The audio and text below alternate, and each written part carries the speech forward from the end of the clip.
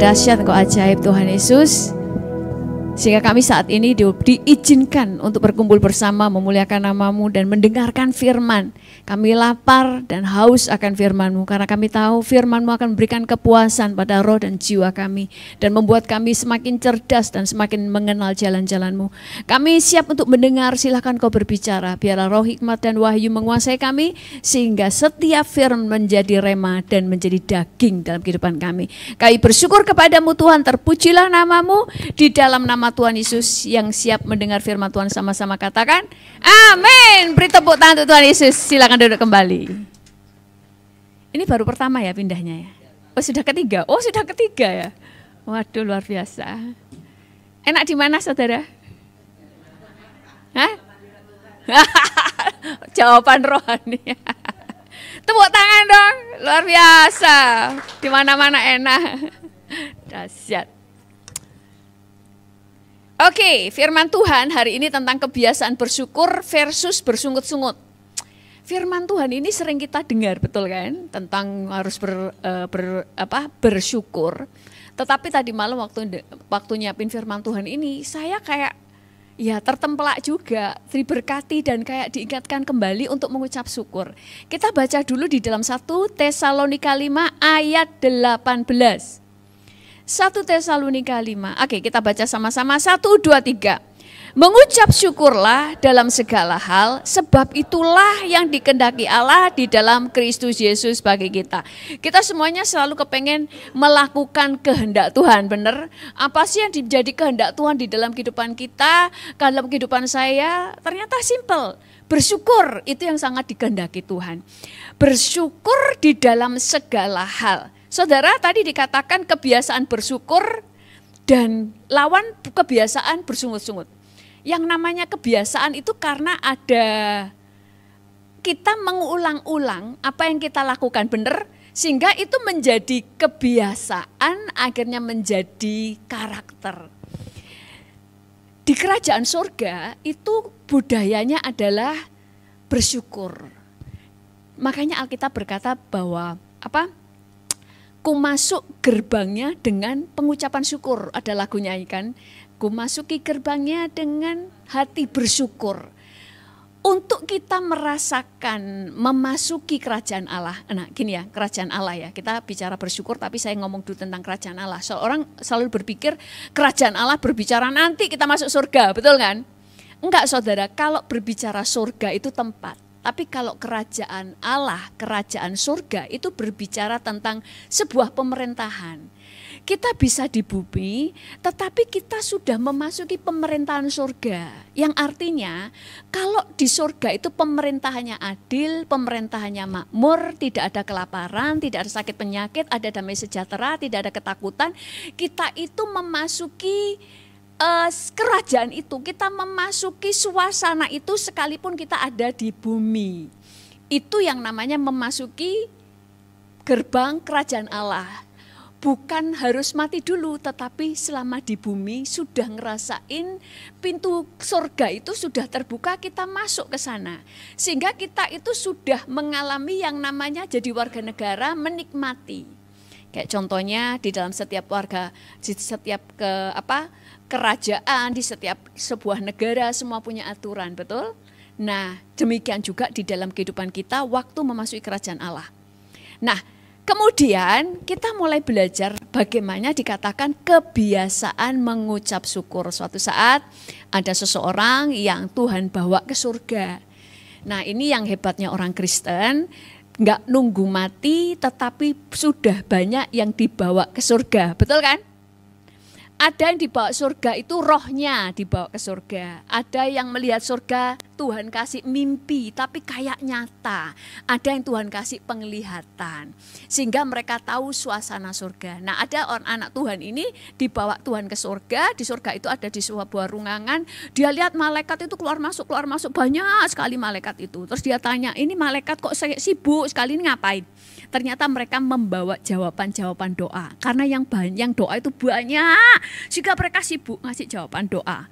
Malaikatnya banyak. Terus dia masuk ke ruang yang lain lagi. lagi. Ruang lainnya itu cuma satu malaikatnya, sepi, nggak ada kesibukan. Terus dia tanya, ini ruang apa kok sepi? Malaikatnya bilang gini, ini ruangan untuk menerima pengucapan syukur. Kok cuma satu malaikatnya? Karena yang mengucap syukur sangat jarang. Dalam satu hari mungkin hampir nggak ada, jadi cukup dikasih satu orang aja, betul ya?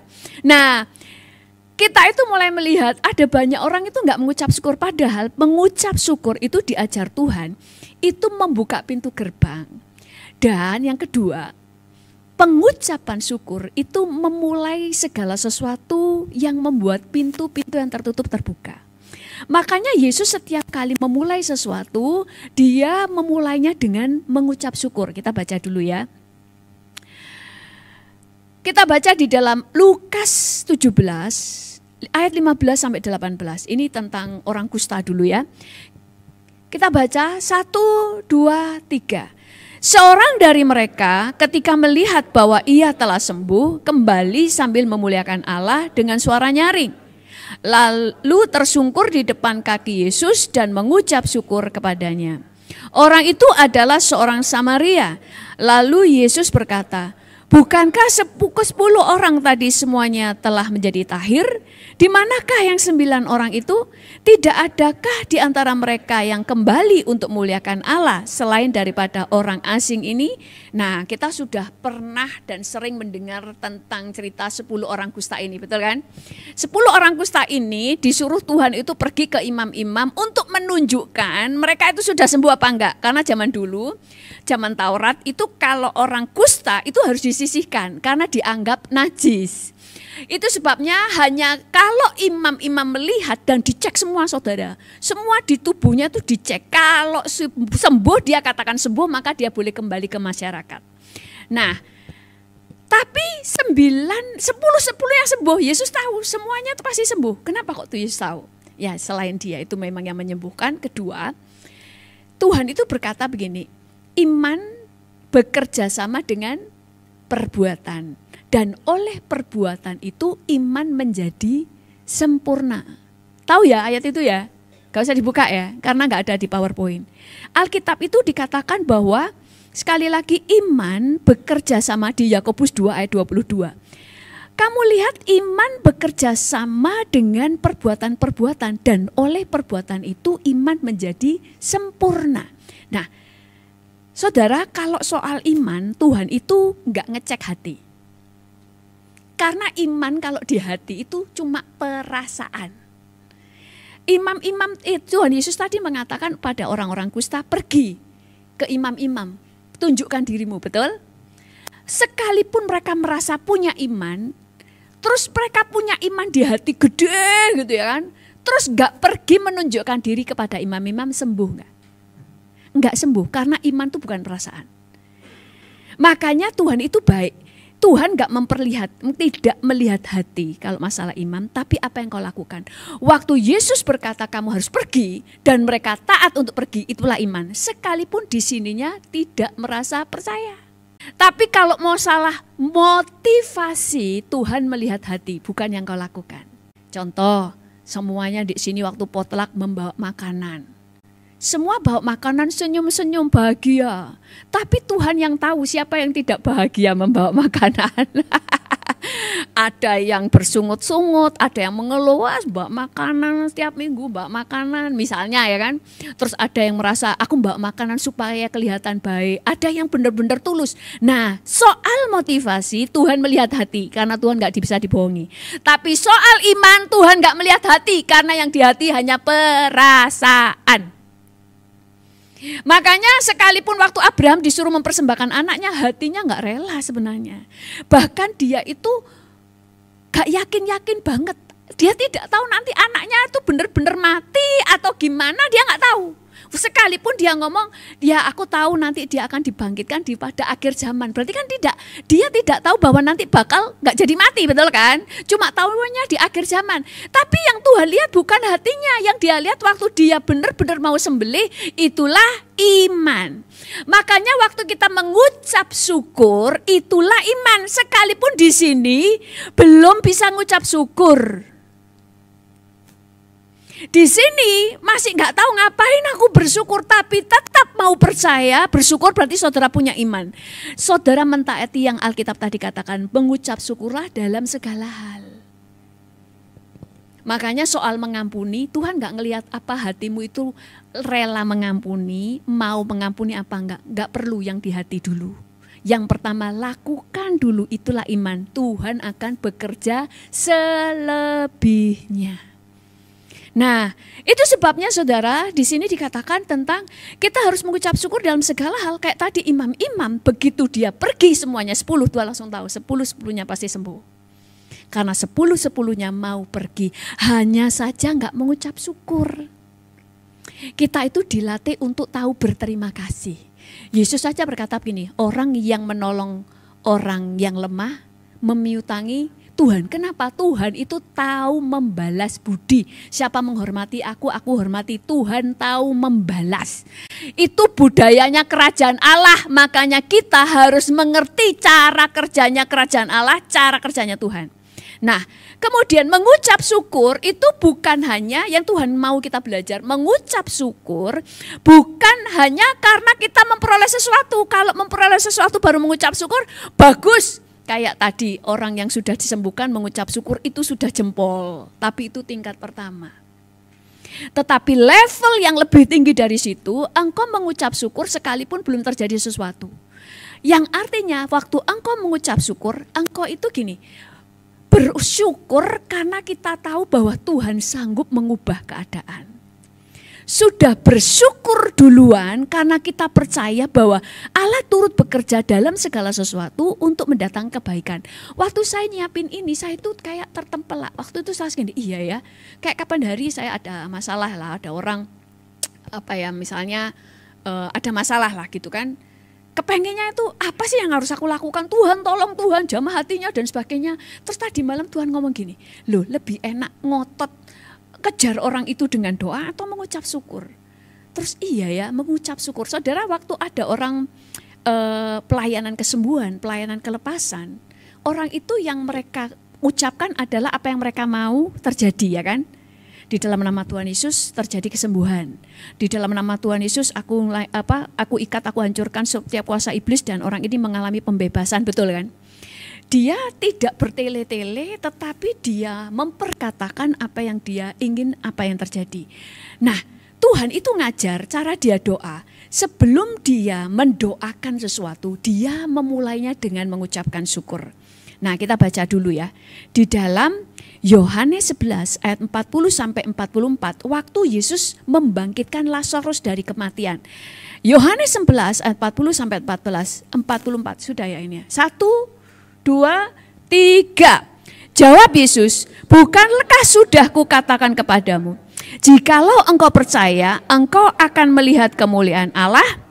Maka mereka mengangkat batu itu, lalu Yesus menengadah ke atas dan berkata, Bapa, aku mengucap syukur kepadamu karena engkau telah mendengarkan aku.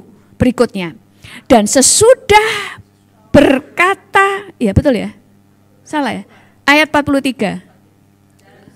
Sudah berkata demikian, berserulah ia dengan suara keras, Lazarus, marilah keluar.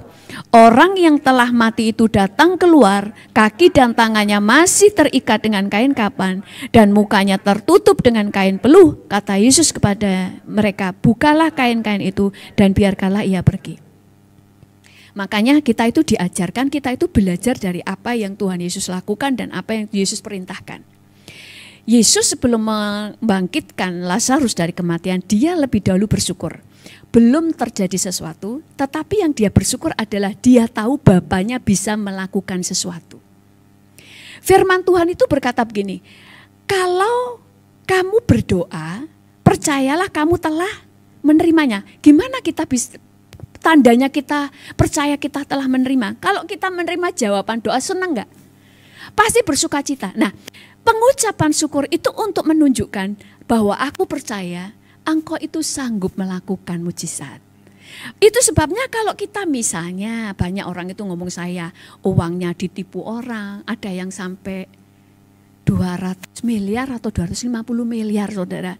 Dulu ada yang ngomong sama saya 15 miliar dibawa orang lari, itu saya sudah kaget. Pertama ada orang ngomong 1,5 miliar, itu saya sudah wow 1,5 miliar. Kemudian ada orang 15 miliar, terus yang berikutnya ini 200 miliar.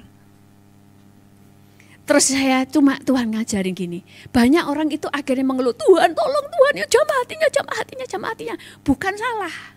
Tetapi yang Tuhan ajar, bersyukur dulu dan melihat bahwa Tuhan itu sanggup menolong.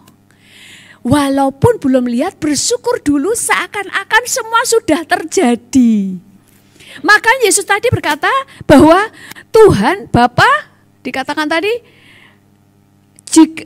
Bapa, aku mengucap syukur kepadamu karena engkau telah mendengarkan aku. Padahal belum doa, tapi dia sudah percaya bahwa engkau telah mendengarkan aku. Itu yang Tuhan ajar. Jadi, misalnya kita punya masalah, toko kita bangkrut atau stagnan, gak berkembang. Tuhan, aku mengucap syukur bahwa engkau telah melakukan perkara besar untuk tokoku. Amin. Jadi kita mulai merubah. Kenapa? Cara dunia dan cara kerajaan Allah 180 derajat berbeda. Di dunia harus lihat dulu, tapi baru bersyukur, baru ngomong, tapi di kerajaan surga bersyukur dulu, baru ucapkan apa yang engkau ingin itu terjadi. Jadi bersyukurnya ini karena kita percaya Tuhan itu sanggup mengerjakan, bahkan Tuhan itu sudah tahu apa yang harus dilakukan dan apa yang akan kita doakan, makanya bersyukur. Tadi pagi saya sampaikan ada kesaksian, saya lihat ada itu di luar negeri ya, itu dia kayak panti asuhan, memelihara anak-anak yang terlantar, orang yatim piatu, anak-anak kecil. Saya lupa itu jumlahnya berapa, nggak tahu 500 atau 1000 saya nggak tahu ya, karena di fotonya itu anak kecil-kecilnya banyak foto ya kan, di fotonya itu banyak, jadi banyak sekali.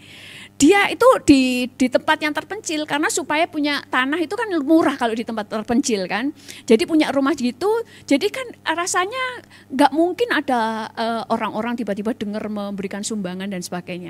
Nah itu agak zaman dulu ya. Jadi terus kemudian itu kesaksian yang luar biasa. Sampai orang-orang yang di situ kesaksian yang dulu pernah berada di yayasan itu, tidak ada donatur, tidak ada apapun.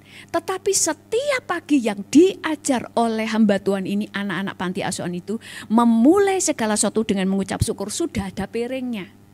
Bersyukur. Setelah amin, tiba-tiba ada yang ngetok pintu, bawa makanan dan sebagainya. Tanya, terjadi mujizat. Terus yang ditanya itu dia gini, kenapa kok kamu gak khawatir? Dia bilang gini, aku selalu percaya Tuhan itu sanggup menolong. Tuhan itu tidak akan membiarkan aku sendirian. Makanya belum melihat itu dia sudah tahu Tuhan itu pasti lakukan sesuatu. Makanya dia bersyukur duluan. Nah, bersyukur itu membuka pintu gerbang surga. Sekalipun belum ke surga, surga itu sudah di sini. Kita yang membawa surga itu turun. Sehingga kita memasukinya pintu kerajaan surga. Makanya kenapa Tuhan ajarkan, pikirkan apa yang baik, apa yang berkenan, apa yang sedap untuk didengarkan, ya kan? Semua pikirkan supaya kamu ngerti, berpikirlah yang baik supaya bisa mengucap syukur. Nah, kemudian di dalam Matius 26 ayat sampai 27. Matius 26 ayat 26 sampai 27. 1, 2, 3. Dan ketika mereka sedang makan, Yesus mengambil roti, mengucap berkat, memecah-mecahkannya, lalu memberikannya kepada murid-muridnya dan berkata, ambillah, makanlah, inilah tubuhku. Sesudah itu ia mengambil cawan dan mengucap syukur, lalu memberikannya kepada mereka dan berkata, minumlah kamu semua dari cawan ini. Saudara, ini perjamuan ini sebelum Yesus disalib atau sesudah Yesus disalib? Sebelum kan? Dan ini sesudah Yesus berdoa di Getsemani atau sebelum?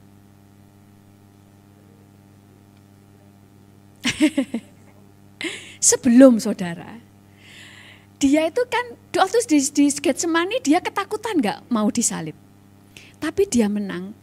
Dia itu padahal dia itu bukan, dia tuh sampai ketakutan, gak ada manusia itu yang mengalami sampai kayak Yesus sampai pembuluh darahnya pecah. Saking takutnya. Karena penderitaannya. Nah, waktu itu dia sudah mengucap syukur duluan dengan perjamuan, inilah tubuhku. Itu sebabnya kemudian dia bisa menang melawan pergumulannya. Bapak Ibu harus tahu kenapa Yesus itu takut untuk menghadapi salib waktu itu. Karena kalau manusia normal waktu ngalami sakit di puncaknya pasti pingsan. Darah mengalir itu masih mati. Yesus itu enggak. Yesus tidak akan mati, tidak pingsan sampai ditetapkan jam dia mati. Makanya penderitaannya sama, makanya dia disesah kayak gitu. Orang lain itu mati duluan sebelum disalib atau pingsan. Yesus itu sudah disesah, itu sudah kulitnya ini sudah hancur. Sudah hancur kemudian baru bawa salib, tambah nemen. Tapi makanya dia ketakutan. Karena waktu itu dia sudah menanggalkan kealahannya, dikatakan dia menanggalkan kealahannya. Dia tidak melihat kesetaranya sebagai Allah, itu dia patut untuk dipertahankan dan dia menjadi sama seperti manusia. Nah, seperti itu, tetapi dia menang karena mulai dengan mengucap syukur. Mengucap syukur itu tandanya kita mempercayai Tuhan. Kita tidak mengkhawatirkan Tuhan. Nah, pengucapan syukur harus diucapkan. Karena iman yang Tuhan lihat apa yang kau lakukan bukan yang ada di hatimu. Itu sebabnya kita belajar dari Yesus. Bahkan pada waktu Yesus, kita baca di dalam Yakobus 5, bentar ya, yang tentang makanan 5 roti. Gak usah dibaca ya tentang makan. Tuhan Yesus sebelum memecah-mecahkan roti, dibagi-bagikan untuk 5.000 orang. Tuhan melakukan apa? Mengucap syukur. Mengucap syukur itu tandanya aku percaya engkau sanggup melipat gandakan. Dia sudah bisa melihat dengan mata imannya, ini pasti terjadi. Itu yang Tuhan ajarkan, cara kita punya iman, cara kita berdoa, cara kita mengucapkan segala sesuatu. Makanya Tuhan itu sekali lagi mengajar kita berkata-kata. Makanya dulu saya sudah sampaikan, nasib kita ditentukan oleh 5 hal. Ditentukan oleh apa yang kamu katakan, ditentukan oleh apa yang kamu pikirkan, ditentukan oleh apa yang kamu putuskan, oleh apa yang kamu tabur, dan oleh apa yang kamu percaya. Apa yang kamu ucapkan menentukan. Nah, saudara, kemudian firman Tuhan, Yakobus 5 ayat 9. Nah, tadi itu kan bagaimana kebiasaan untuk menang. Oh, sebelum tentang bersungut ya. Kapan hari di video. Itu saya aja lihat itu nangis. Seorang istri saudara lagi hamil. Kayaknya itu pernikahan masih baru, pengantin baru lah ya. Dia lagi hamil, kelihatan masih muda soalnya. Suaminya itu ngasih apa? Hadiah coklat. Dia langsung gini. Mungkin ada yang pernah lihat ya. Dia langsung gini. Wuh, coklat. Padahal cuma 1 saudara. Dia langsung, wuh, coklat, makasih ya sayang ya, gitu kan. Ngomongnya gitu, makasih ya sayang ya, saya sampai hafal nadanya. Dikasih coklat, waktu dilihat gini, diambil, cuma coklat, tapi dia terima kasih. Ternyata ada benangnya panjang. Loh, ada benangnya, gitu kan. Ditarik, ternyata apa yang di benangnya itu duit saudara, uangnya tuh segepok gini, gak tahu loh 2 juta atau 4 juta kayak gitu, atau 2 juta. Dia langsung lihat itu langsung, sungguhan tak ini sayang, sungguhan tak sayang, sambil nangis. Ini banyak loh sayang, ya ini buat kamu, sama suaminya. Terus suaminya, ini buat kamu sayang, ini hadiah ulang tahunmu. Banyak loh ini sayang, buat berdua ya, kita pakai berdua ya. Semua komen-komennya gini, aku kok lihat ini nangis ya.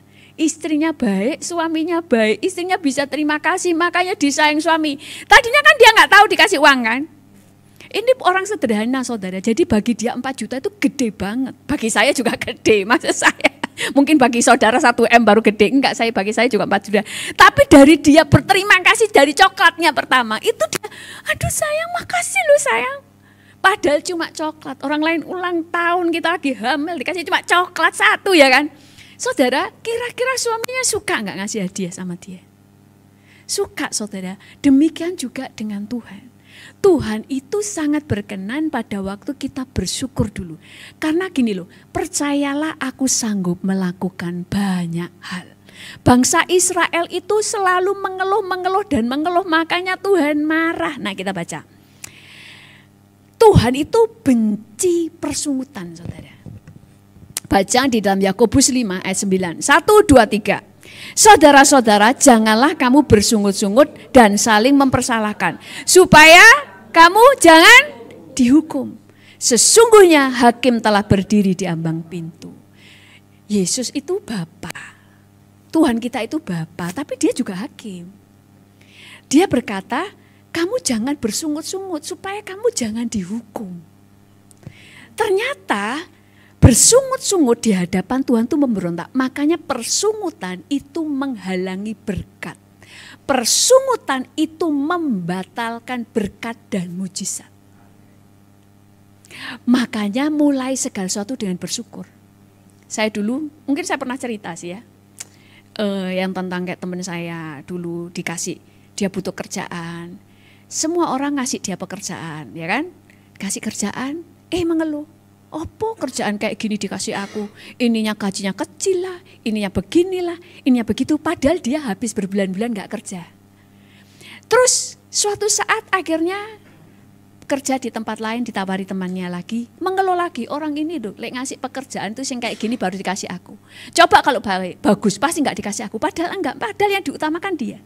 Sering terjadi sampai semua orang bilang gini, semua orang akhirnya sama-sama orang Indonesia ngomong, kalau orang itu cari pekerjaan jangan dikasih orang itu kalau punya pekerjaan.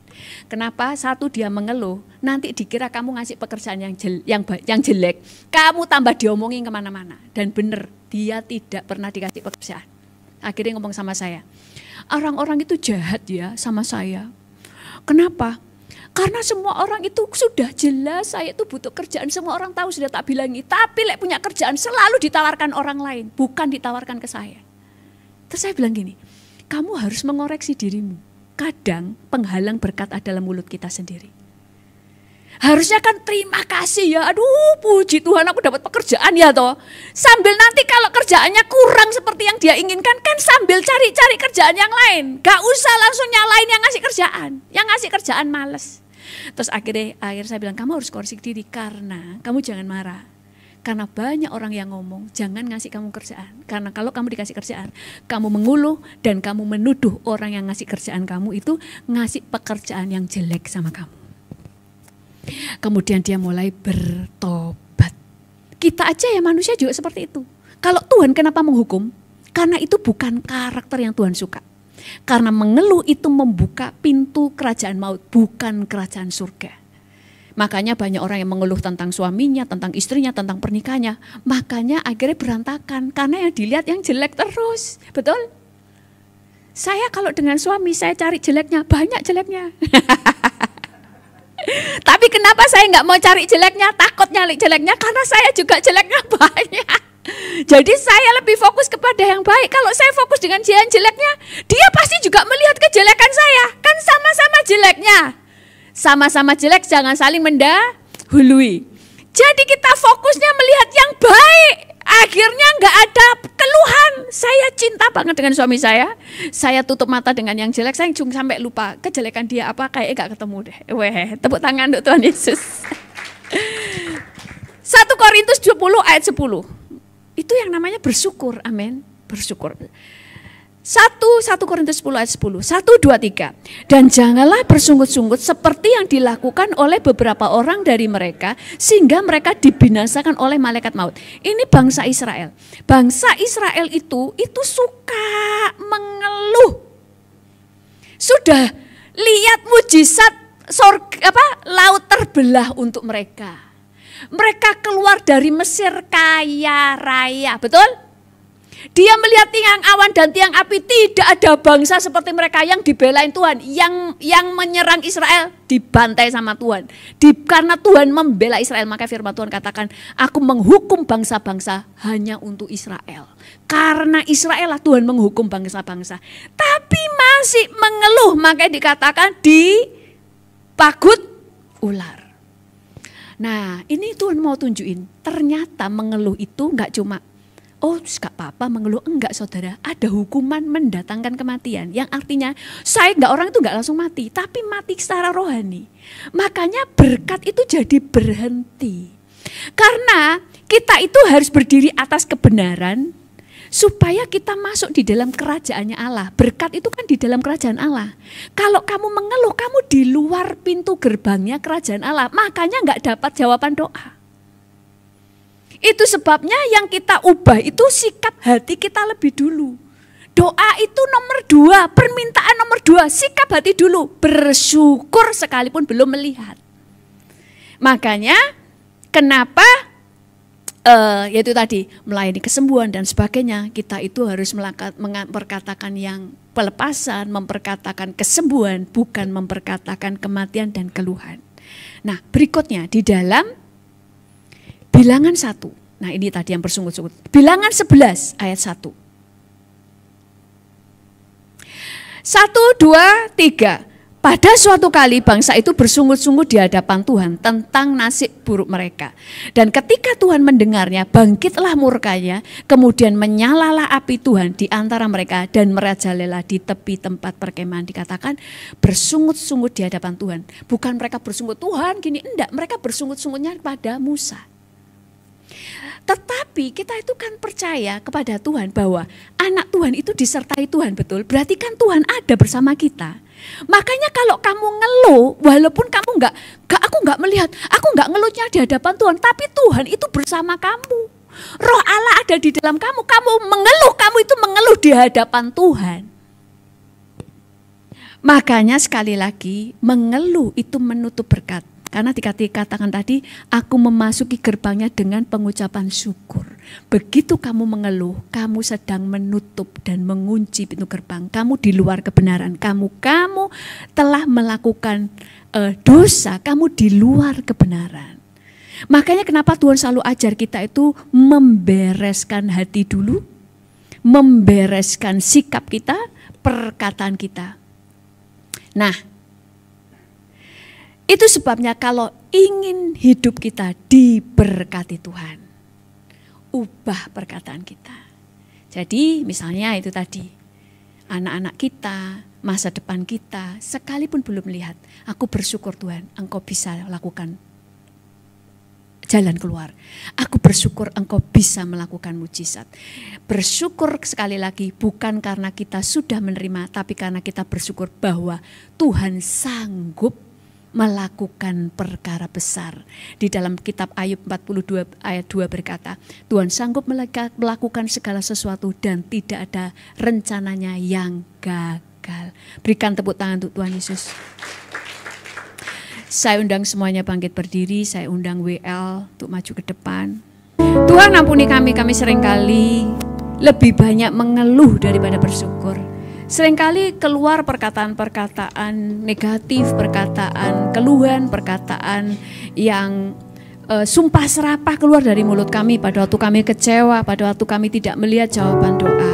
Pada waktu kami melihat keadaan seakan-akan runyam, seakan-akan semua pintu tertutup. Tapi hari ini kami bersyukur untuk kebenaran yang Kau berikan. Bahwa pengucapan syukur membuka pintu gerbang surga.